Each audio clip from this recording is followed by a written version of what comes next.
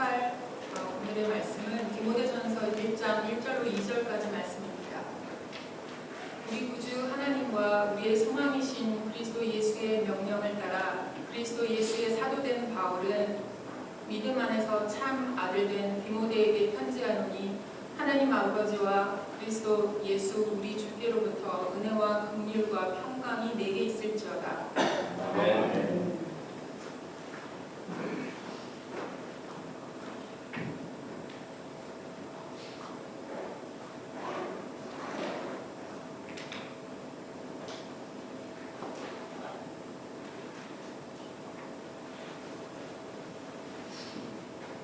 지난 주간에 최근에 출시된 영화를 하나 우리 바울이랑 같이 보았습니다. 사도 바울에 대한 영화예요. 영화 제목이 바울, 그리스도의 사도, 폴, 에포슬 오브 크라이스트라는 영화였습니다. 오늘 사실 우리가 읽은 성경도 처음에 그렇게 시작을 합니다. 우리 성경은 반대 번역이 되어 있지만 원래는 폴, 그리스도의 바울, 그리스도 예수의 사도가 맨 앞에 등장을 하게 됩니다. 그런데 그 영화는 바울이 2차로 투옥되었을 때의 얘기. 바울은 그냥 감옥에 있습니다. 네로 황제 시절에 엄청난 박해가 있었어요. 그 당시에 박해가 그 영화에도 잠시 나오는데 그리스도인들을 잡아서 어떻게 했는지 혹시 아십니까?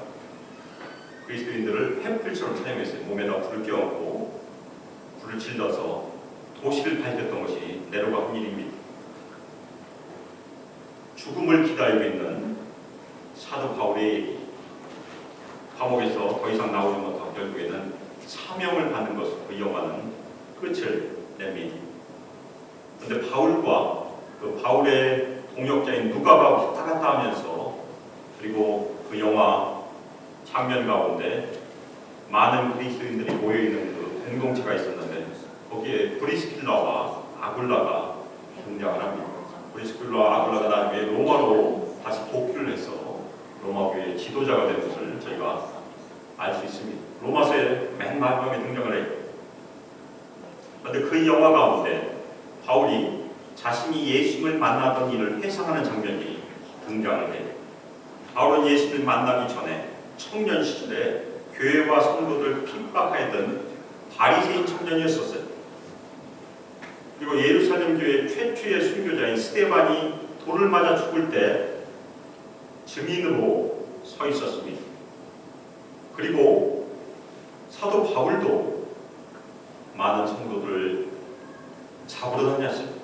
그래서 성경에 보면 위협과 살기가 등등하여 대제사장의 공문을 가지고 예수를 믿는 신자들 잡으러 다메섹으로 가고 있었다고 성경은 말하고 있습니다. 그런데 그때 강렬한 빛 가운데 부활하신 예수를 만나게 됩니다. 그런데 얼마나 만남이 강렬했는지 사도 바울은 눈이 멀고 말합니다. 3일 동안 음식을 먹지 못하고 눈이 멀어서 앞을 보지 못하는 것이 사도 바울의 처지였었습니다. 그때 예수님께서 한 사람을 보냅니다. 아나니아를 보냈는데 아나니아를 통해서 안수하게 하시고 눈을 뜨게 하시고 아나니아를 통해서 침례를 받게 하십니다. 그리고 그 이후에 사도 바울은 저희가 아는 예수 그리스도의 사도로 충성스럽게 주님을 섬기게 된 것이 바울의 인생에 있었어요. 인생의 변화는 항상 만남으로부터 시작이 됩니다. 누구를 만나냐에 따라서 우리 인생이 좌우가 돼요. 복음은 항상 관계에 의한 것입니다. 하나님과 우리와의 관계, 그리고 성도들과의 관계가 복음이에요. 특별히 에베소서에서는 원수된 우리가 하나님과 화목되는 것, 그리고 성도들끼리 화목을 이루는 것을 얘기하고 있습니다. 그리고 그 관계는 늘 주님과의 만남을 통해서 이루어진다는 것입니다. 그러면 오늘 디모데 전서의 수신자인 디모데는 어떻게 예수님을 만나게 되었을까? 디모데의 이름은 사도행전 16장에 처음으로 등장합니다. 16장 1절에 보면 바울이 더베와 루스드라에 이르러 디모데라고 하는 제자를 만나는 장면이 등장을 합니다. 바울이 더베와 루스드라에도 이름에 거기 디모데라 하는 제자가 있으니 그 어머니는 믿는 유대 여자요 아버지는 헬라인이다. 그리고 2절에 보면 디모데는 형제들에게 칭찬을 받는 제자라고 성경은 얘기하고 있습니다. 바울이 디모데를 처음 만났을 때 디모데는 이미 예수를 믿는 제자였어요. 그런데 디모데 후서 1장 5절에 보면 디모데가 어떻게 예수를 만났는지가 바울의 입을 통해서 증거되고 있습니다. 외할머니 로이스와 어머니 유니게를 통해서 복음을 듣게 되었고 예수를 믿고 믿음 안에서 성장하였음을 저희가 알 수 있습니다. 디모데 후서 1장 5절 이는 내 속에 거짓이 없는 믿음이 있음을 생각합니다. 이 믿음은 먼저 내 외조모 로이스와 내 어머니 유니게 속에 있더니 내 속에도 있는 줄 확신하노라. 그런데 디모데의 외할머니와 어머니는 어떻게 예수를 만났을까요? 사도 바울은 이 루스드라에 2번 갑니다. 사도행전 14장에 보면 바나바와 1차 전도 여행 때 이고니온과 루스드라 더베에서 복음을 증거하게 되는데 특별히 이 루스드라에서 나면서부터 걷지 못하는 사람을 치유하게 됩니다. 그런데 안디옥과 이고니온에서 유대인들이 와서 이 사도 바울에게 돌을 던져서 사도 바울은 거의 죽을 뻔하였습니다. 그런데 그 사역 가운데 그 루스드라에서 1차로 사역했을 때 바로 외조모 로이스와 어머니 유니스가 예수를 믿었습니다. 그때 디모데는 아마 어렸을 것이에요. 그런데 이 외조모와 어머니가 어린 디모데에게 복음을 전수해 준 것이고 사도 바울이 2번째 수년이 지난 다음에 만났을 때 디모데는 청년이었어요. 학자들은 약 20세가량 되었을 것이고 바울은 40세가량 되었을 거라고 추측을 하고 있습니다. 그때 사도 바울은 성장한 디모데를 자신의 동역자로 삼았던 것입니다. 바울은 스데반이 돌에 맞았을 때 증인으로 있었어요. 저희가 성경을 보면 스데반은 끝까지 믿음을 지키고 사람들을 저주하지 않고 그들의 죄를 그들에게 돌리지 마옵소서 하면서 예수님의 품에 안겼습니다. 의연하게 죽었습니다. 아마도 사도 바울은 평생 스데반이 죽어가는 그 장면을 가슴에 새기고 있었을 것입니다. 루스드라에서 바울이 돌에 맞았을 때 디모데가 직접 보았는지 한 번은 저희는 알 수 없어요. 그렇지만 외조모에게 그리고 어머니에게 분명히 들었을 가능성이 있습니다. 그래서 디모데도 사도 바울이 믿음을 지키면서 복음을 증거하면서 돌에 맞았던 사실을 가슴에 새기고 있었을 것입니다. 바울 영화에서 거의 마지막 장면에 가면 바울은 디모데에게 2번째 편지를 씁니다. 그것이 디모데 후서예요. 디모데 후서를 써서 누가에게 맡기고 찬홍으로 순교를 당하게 됩니다. 디모데 후서에 보면 바울이 디모데를 속히고라고 말하고 있어요. 그렇지만 바울은 디모데를 다시 만나지 못해요. 그리고 생을 마치게 됩니다. 영화 마지막은 천국에서 눈을 뜬 바울이 이미 순교한 성도들을 만나고 있습니다. 특별히 스데반을 만나게 됩니다. 스데반이 바울을 만나서 화를 냈을까요? 아니면 반갑게 맞았을까요? 반갑게 맞아 죽었습니다. 다 순교한 성도들이 아닙니까? 그런데 멀리에서 예수께서 바울을 환영한 장면이 등장합니다. 저희도 천국에 가면 다 예수 만나게 될 것입니다. 오늘 저희가 읽고 있는 이 디모데 전서는 사도행전 28장 이후에 기록된 것입니다. 사도행전 28장에는 바울이 1차로 투옥된 얘기가 기록이 됩니다. 그 이후에 잠시 풀려났는데 그 이후에 디모데 전서를 쓰고 약 5년 후에 AD 68년에 네로에 의해서 바울은 2차로 투옥이 되고 처형을 당하는 것이 바울의 인생입니다. 그 사이 1차 투옥과 2차 투옥 사이에 사랑하는 제자이며 동역자인 디모데에게 보낸 서신이 우리가 지금 읽고 있는 이 편지 이 사실을 통해서 현대를 사는 우리 성도들이 어떤 믿음을 가져야 되는지, 우리의 교회 삶이 어때야 되는지를 같이 살펴보기를 주님의 이름으로 축원합니다.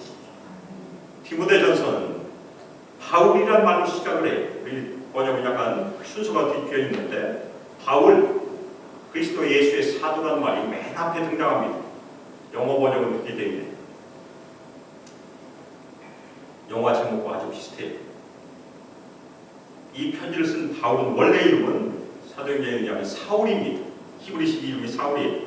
베냐민 지파였었고 첫 번째 왕의 이름인 사울로 처음에는 불리다가 어느 순간인가 헬라식 이름인 바울로 불리기 시작합니다. 아마도 바울은 처음부터 사울과 바울이라는 두 가지 이름을 가지고 있었을 가능성이 있었죠. 바울은 자신의 믿음의 아들, 아주 친한 동역자에게 오늘 그리스도의 예수의 사도라고 소개를 하고 있습니다. 반대 보면 종이라고도 소개하는데 왜 특별히 사도라는 자신의 직분을 소개하고 있을까? 그것은 앞으로 저희가 살펴봐야 될 내용 때문에 그렇습니다. 디모데에게 개인적인 서신이 아니고 디모데가 사역하고 있는 에베소 교회를 향한 권면이기 때문에 사도의 권위를 가지고 그 당시에 에베소 교회를 목회를 하고 있는 디모데를 향한, 그리고 에베소 교회를 향한 권면이기 때문에 자신을 사도로 소개를 하고 있습니다. 사도라는 것은 원래 뜻이 무엇입니까? 보내심을 받은 사람, 그런 뜻이에요. 누구에 의해서, 어떤 사람의 권위에 의해서, 어떤 사람의 대리자로 보냄을 받은 것입니다. 그래서 복음서에 보면 12명의 사도만 있어요. 12명의 사도는 예수님을 처음부터 부활하실 때까지 끝까지 본 사람들이 사도예요. 13명은 없습니다. 딱 12이 있었어요. 근데 그 중에 가룟 유다가 예수님을 배신하고 죽었죠. 그러니까 사도 바울은 생전에 예수님과 동행하지 아니했기 때문에 어떤 의미에서는 사도의 자격이 없을 수도 있어요. 그래서 끊임없이 끈질기게 괴롭힌 교회가 고린도 교회입니다. 이거 고린도 후서에서 이미 살펴봤어요. 근데 사도 바울은 뭐라고 얘기합니까? 부활하신 예수께서 자신을 직접 불렀다고 그렇게 증거하고 있습니다. 주님께서 친히 부활하신 예수께서 나타나셔서 사도로 임명을 했기 때문에, 이방인을 위한 사도로 임명을 했기 때문에 자신이 사도라고 얘기합니다. 특별히 그리스도 예수의 사도라는 것은 첫 번째는 그리스도 예수가 보낸 사도라는 뜻이고, 또 하나는 소유의 뜻이 있어요. 그리스도 예수의 소유라는 것입니다. 우리 모두도 그리스도 예수의 소유예요. 아멘입니까? 예수님께서 자신의 피값을 우리를 사셨어요. 원래는 우리는 사탄의 종이었었는데 예수님께서 자신의 피를 흘리시고 그 피값을 우리를 다 사신 것입니다. 우리는 주인이 바뀌었죠. 저도 그리스도 예수께 속한 목사입니다. 우리 모두가 그리스도 예수께 속한 장로이고 집사이고 권사이고 성도임을 믿으시길 주님의 이름으로 축원합니다. 바울은 이 편지가 개인적인 서신이 아님을 밝히고 있습니다. 하나님 우리 구주 그리스도 예수의 명령에 의한 것이라고 얘기하고 있습니다. 다른 서신에 보면 주로 바울은 하나님의 뜻이라는 표현을 많이 써요. 그런데 특별히 디모데전서에서는 뜻보다는 명령을 얘기하고 있습니다. 앞으로 나올 내용이 하나님의 명령이라는 얘기예요. 특별히 디모데도 직분을 받았지만 그 직분이 사람에 의한 것이 아니고, 사람이 임명한 것이 아니고, 사람의 뜻이 아니고 하나님의 명령임을 강조하는 그런 표현입니다. 우리는 이것을 소명이라고 부릅니다. 우리 모두는 하나님과 그리스도 예수의 명령에 따라 교회 내에서 직분을 받습니다. 아멘입니까? 저희가 교회에서 추천하고 투표를 통해서 선출하지만 그 모든 일이 하나님께서 주관하신다는 일이에요. 그래서 우리가 교회 내에서 직분을 소중히 여겨야 돼요. 목사나 장로나 집사, 권사의 직분은 사람의 뜻이나 사람의 명령이 아니고 하나님의 뜻과 하나님과 그리스도 예수의 명령에 의한 것임을 명심하시길 주님의 이름으로 축원합니다. 바울은 하나님은 우리의 구주시라고 얘기합니다. 대부분은 예수는 우리의 구주시라고 얘기하는데 오늘 편지에서는 하나님은 우리의 구주시다 그 표현을 쓰고 있습니다. 이건 구약적인 표현이에요. 구약에는 하나님이 우리의 구주시라는 표현이 많이 있습니다. 제가 로마서에서 살펴보았던 하나님은 우리의 구주시라는 그 표현이 로마서 8장에 아주 잘 요약이 되어 있습니다. 하나님은 우리를 미리 아셨고 미리 정하셨고 미리 부르셨고 의롭다 하셨고 영화롭게 하셨다. 그것이 구주라는 표현이에요. 우리를 구원하셨습니다. 에베소서 1장에 보면 삼위 하나님께서 하시는 구원의 일이 있습니다. 하나님께서는 작정하신 계획을 가지고 계세요. 구원의 계획을 가지고 계셨습니다. 그래서 예수를 이 땅에 보내셨고 예수님께서 그것을 실행하셨어요. 어떻게 실행하셨습니까? 자신의 생명을 십자가에 들이심으로 이루셨어요. 거기서 끝난 것이 아니고 성령 하나님께서 우리를 인치심으로 보증하셨다. 이렇게 하신다는 얘기. 그것이 구주이신 하나님께서 하신 중요한 일입니다. 바울은 그리스도 예수는 우리의 소망이라고 얘기합니다. 소망은 무엇에 관한 것입니까? 미래에 관한 일이에요. 구원은 과거에 관한 일. 우리는 현재를 살고 있고 우리는 과거와 미래 사이에 잘 보호되고 있다는 것입니다. 과거는 하나님께서 구주이심으로 우리에게 이미 구원을 주셨고 미래는 예수님께서 우리 소망 되심으로 우리를 감싸고 있어요. 우리가 두려워할 필요가 없다는 얘기예요. 무엇이 우리의 소망입니까? 하나님께서 우리에게 약속하신 모든 것을 예수님께서 이루실 것을 우리가 소망하고 있습니다. 특별히 예수님께서 이 땅에 다시 오실 때 우리는 그분의 영광에 참여할 것을 소망하고 지금 현재를 살고 있다는 얘기입니다. 그래서 예수님께서 우리의 소망이 되세요. 만약 이생이 끝이라고 하면 우리는 소망이 없습니다. 그러나 예수님께서 약속하신 것처럼 우리도 예수님처럼 부활할 것임을 늘 소망하고 사는 것이 마지막 때를 살고 있는 성도들의 소망임을 믿으시길 부탁드립니다. 2절에서 수식자의 이름이 등장합니다. 2절 처음부터 디모데예요. 디모데. 1절 처음은 바울이고 2절은 디모데가 등장합니다. 디모데라는 이름도 아주 좋은 이름이에요. 하나님을 경외함이라는 그런 뜻을 가지고 있습니다. 근데 바울은 디모데를 참 아들이라고 불러요. 디모데는 바울의 아들이 아니에요. 디모데 아버지는 헬라인이고 어머니 이름은 유니게라고 이미 말씀드렸습니다. 그런데 왜 진실한 아들, 참 아들이라고 부를까? 두 가지 가능성이 있습니다. 하나는 자신이 복음을 증거해서 예수를 믿고 양육을 받았을 때 저희가 아들이라고 부를 수 있어요. 영적인 아들. 그런데 그렇지도 않았습니다. 디모데는 이미 다른 사람에 의해서 예수를 믿었어요. 그런데 이 참 아들이라는 것은 바울과 같이 동역하고 같이 희생하고 함께 교제하고 함께 삶을 나누고 인해서 영적으로 바울이 양육했기 때문에 참 아들이라고 부르는 것입니다. 물론 나이가 바울은 디모데의 아버지와 같은 나이였을 가능성이 있습니다. 약 20살 정도 차이가 나요. 개인적인 나이로도 아버지라고 부를 수 있었습니다. 그렇지만 바울은 디모데에게 진정한 영적인 아버지의 역할을 한 것으로 이해할 수 있습니다.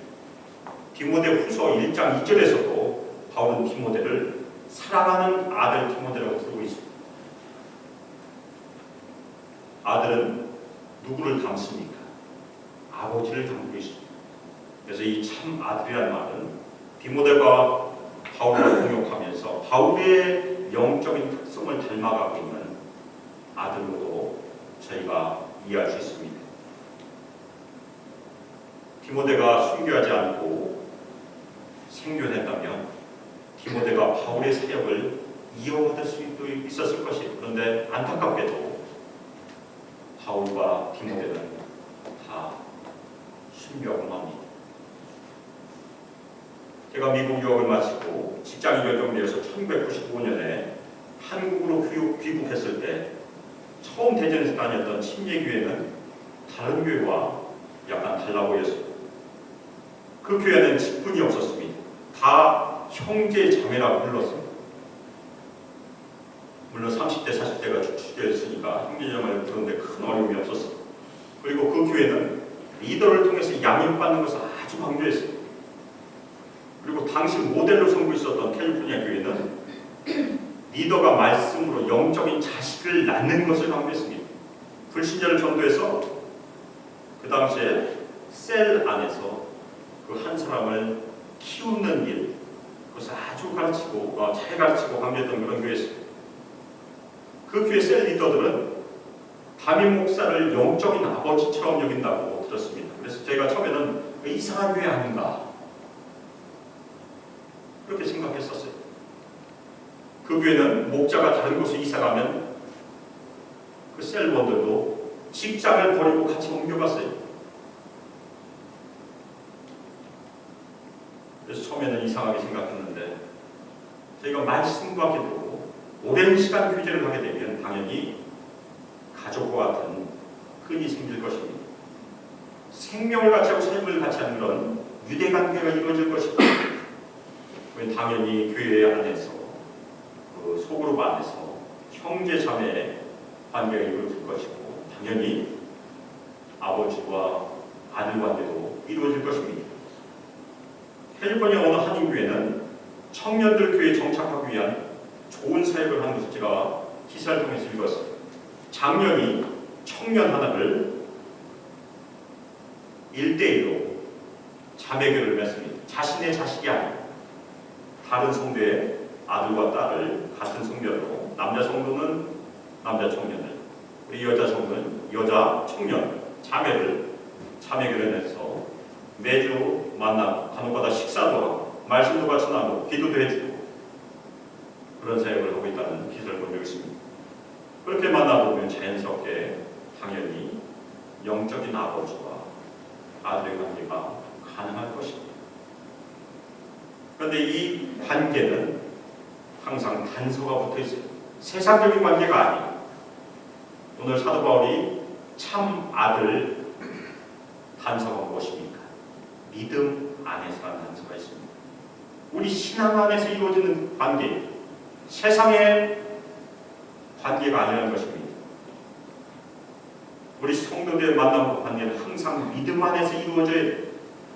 우리 관계는 믿음 안에서 재정립됩니다. 저도 육신의 형제들이 있어요. 그런데 예수 믿고 나면 새로운 형제 자매를 발견하는 것이 제 관계. 제가 예수 믿지 않았으면 여기 있는 성도들 중에 대부분은 만날 수가 없었을 것이에요. 저는 제가 예수 믿고 목회가 돼서 우리 성도를 만나고 있는 것입니다.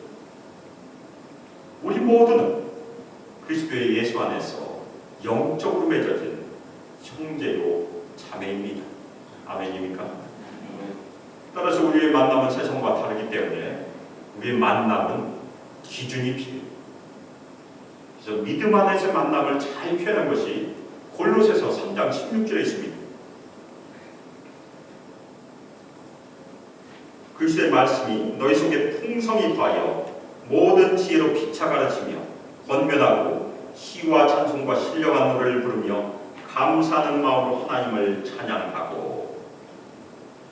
그리스도인들의 교제, 믿음 안에서 교제, 믿음 안에서 관계를 아주 잘 표현한 것입니다.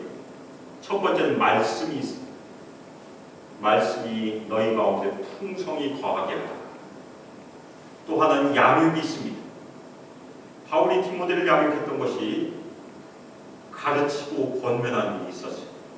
특별히 피차가 지나는 성도들 관계. 그 다음에 뭐가 있습니까? 희와 찬송과 신령한 노래로 서로 화답하는 일이 있습니다. 그리고 감사한 마음 하나님을 찬양하고, 이 말씀처럼 말씀과 기도와 찬양이 충만한 교제가 믿음 안에서 거하는 삶입니다. 저희 켄터키 있을 때 그 당시에 가정교회를 접목했던 교회에 한달에 먼저 목장에 가게 됐어요. 그래서 목장에서 하는 일 세 가지 중요한 요소가 바로 이것입니다. 거기 기도가 있었어요. 거기 찬양이 있었어요. 거기 말씀이 있었어요. 그 나머지는 자유입니다. 그 다음에 삶 나눔이 있고 식사규제가 있고 그런 것은 자유스럽게 할 수 있어요. 그런데 항상 있어야 될 것이 바로 말씀과 기도와 찬양입니다. 그 일을 통해서 우리는 현대 계속해서 피차 가르치며 권면함으로 양육할 수 있다니, 예수를 믿은 것도 속으로 예수 믿었어요. 계속해서 오랜 세월 동안 속으로 안에 있었고, 저도 구역장으로 4년을 봉사했습니다. 제가 한두 번 말씀드렸지만 제가 구역장에 임명돼서 처음 가보니까 부부구역인데 남자들은 아무도 안 나왔어요. 저만 있었습니다.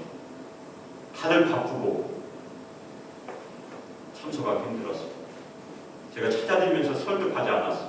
열심히 기도했습니다. 하나씩 둘씩 오게 돼서 나중에는 남자들도 다 오게 됐어요. 그 구역에서 목회자도 나오고 여러 구역장들이 나오게 됐습니다. 말씀과 기도는 느린 것 같지만 가장 확실한 길이에요. 디모데가 그렇게 양육이 된 것입니다. 그래서 디모데가 나중에 신실한 믿음의 소유자고 사도가 칭찬하고 있는 것입니다. 그래서 디모데후서 1장 5절에 보면 거짓이 없는 믿음이라고 바울은 디모데를 칭찬하고 있습니다. 다음 주 저희가 살펴보겠지만 바로 디모데전서 1장 5절에 우리 성도들이 추구할 내용이 있습니다. 이 교훈의 목적은 청결한 마음과 선한 양심과 거짓이 없는 믿음에서 나오는 사랑이거든요. 제가 무엇을 추구해야 되겠습니까? 거짓이 없는 믿음, 청결한 마음, 선한 양심. 그것이 저희가 이 땅에서 추구해야 될 덕목입니다. 특별히 마음이 청결하면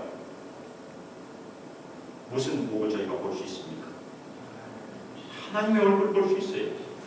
특별히 우리 공동체에서 마음이 청결하면 함께 하나님을 경험하게 될 것입니다. 그것이 부흥이에요. 바울은 오늘 인사말을 디모데에게 하나님 우리 아버지와 그리스도 예수 우리 주로부터 은혜와 자비와 평강을 기원한다고 인사말을 마무리하고 있습니다.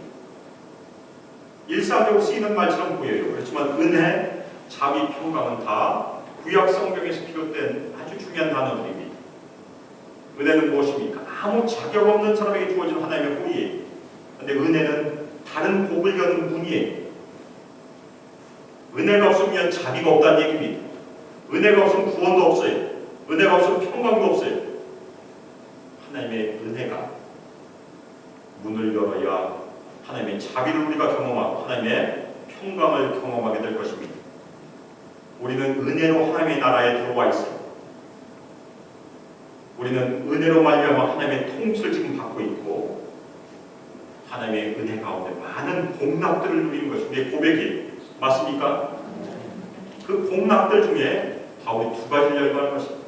자비, 그것은 구약의 하나님과의 언약적인 사랑, 헤세드와 긍휼, 우리를 불쌍히 여기시는 그 두 가지를 다 포함합니다.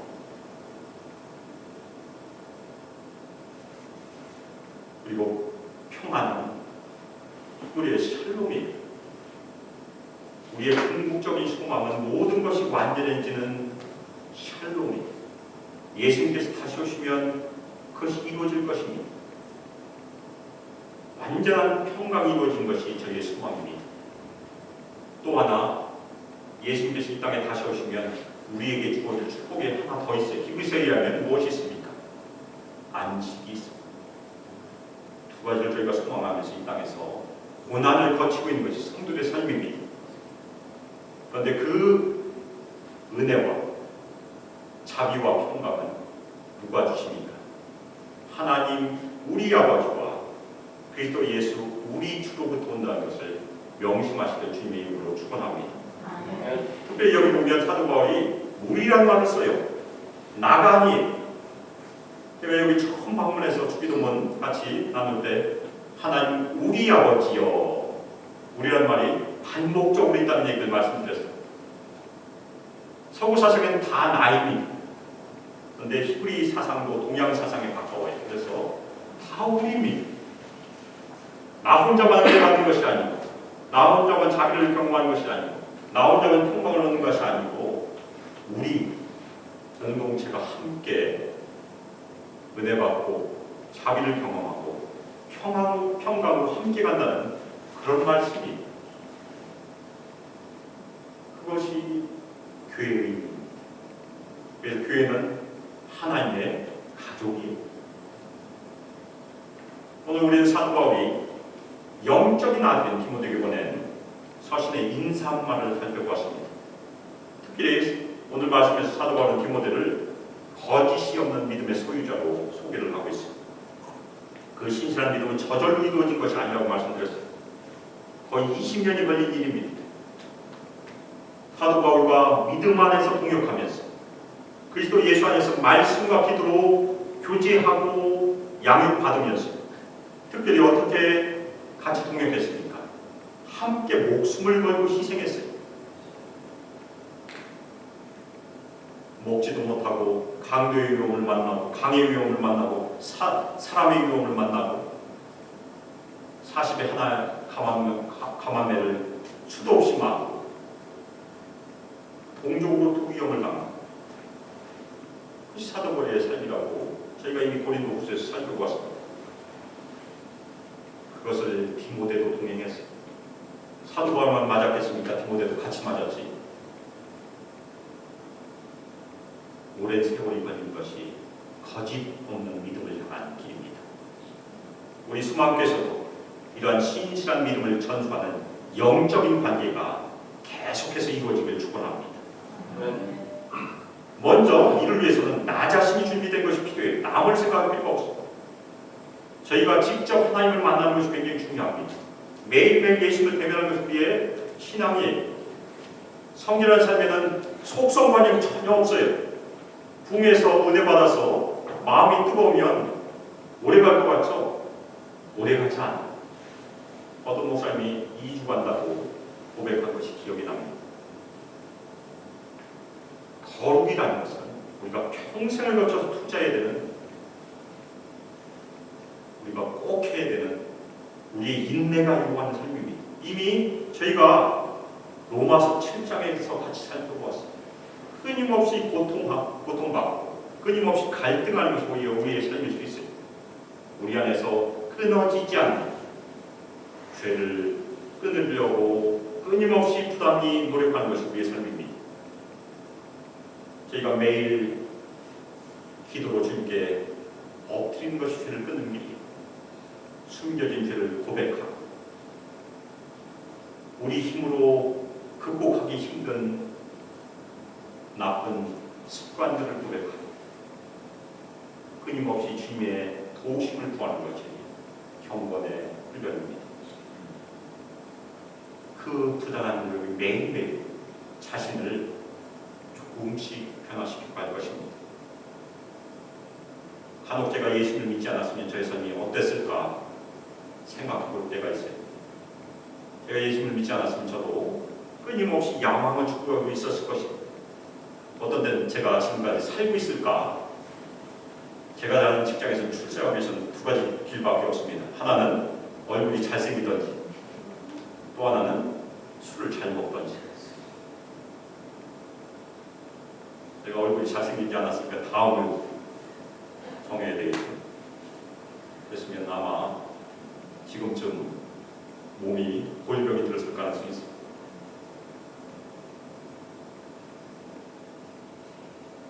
은혜 가운데 만나서 제가 삶이 바뀌었습니다.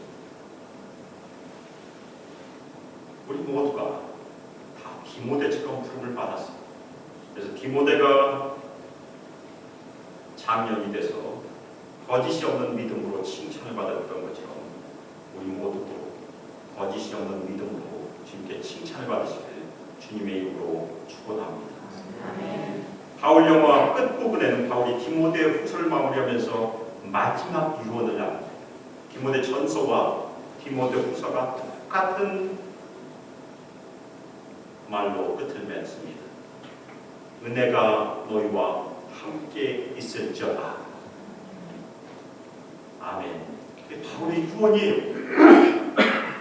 은혜가 너희와 함께 있을지어다. Grace be with you all. 우리라고 부른 것은 여기서 너희가 복수예요. 디모데에게 보내는 개인 편지가 아니라는 얘기입니다. 너희 모두에게, 디모데 전서를 읽고 있는, 후서를 읽고 있는 모든 성도들에게, 우리에게 지금 은혜를 바울이 2000년 전에 기도하는 가운데 축도로 마무리하고 있는 그 내용이에요. 우리는 은혜로 다 구원받았습니다. 아멘입니까? 우리가 은혜를 받았다면 이 지상의 삶에서도 매일매일 하나님의 은혜를 구하시길 주님의 이름으로 축원합니다. 주님의 은혜 안에 거하는 삶은 우리의 힘으로 되는 것이 아니에요. 은혜가 우리의 힘으로 가능하면 그것은 은혜가 아닙니다. 어떻게 은혜 받을 수 있습니까? 은혜 받는 길은 고린도후서 12장에 기록이 되어 있습니다. 사도 바울이 어떻게 은혜를 받았습니까? 자신의 약함을 인정했습니다. 저희가 로마서 7장에서 배운 것이 바로 그것입니다. 우리 힘으로 죄를 끊는 것을 포기하고 우리의 약함을 인정하고 하나님께 엎드릴 때 그때 하나님의 은혜가 임한다는 것입니다. 우리의 무능을 고백할 때 하나님께서 함께 그때 임했습니다.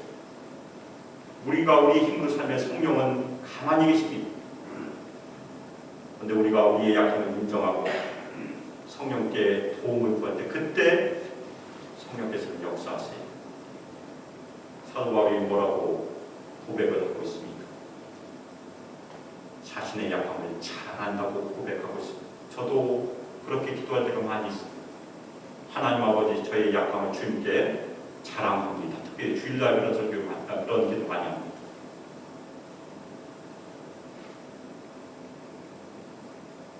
우리의 약함을 주님께 자랑하시길 주님의 이름으로 축원합니다.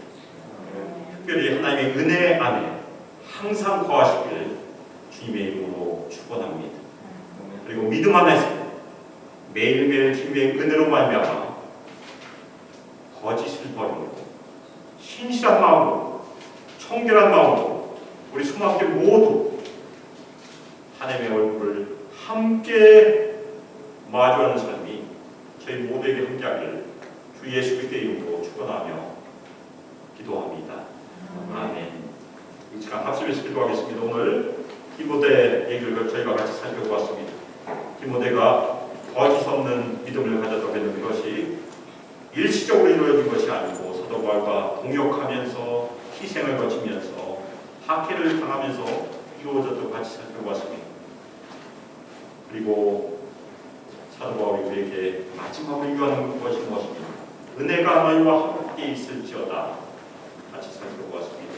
그래서 이 땅에서 우리 고난 가운데 끝까지 매일매일 거짓 없는 믿음을 위해서 하나님께 우리를 드리게 하시고 하나님의 은혜 가운데 거하도록 저희를 늘 드리게 하시고 특별히 우리의 약함을 인정하고 저희가 청결한 마음으로 동역하여 우리 소망께 모든 성도들이 함께 주님을 경험하고 하나님의 얼굴을 배우는 삶이 우리 교회에 충만하게 시간 합심해서 기도하겠습니다. 기도하겠습니다. 이젠 주 예수 그리스도의 은혜와 하나님의 사랑과 성령 하나님의 놀라우신 교제가 이 땅에서 예수 그리스도 안에 신실한 마음, 거짓 없는 마음, 끝까지 끝까지 믿음을 지키며 청결한 마음으로 주님의 얼굴을 뵈고 끝까지 순종하고 하나님께 영광을 올리기를 결단한 저희 수망교회 형제들 자매들 가운데 하나님의 가족 가운데 함께하기를 주 예수 그리스도의 이름으로 축복하며 기도합니다. 아멘.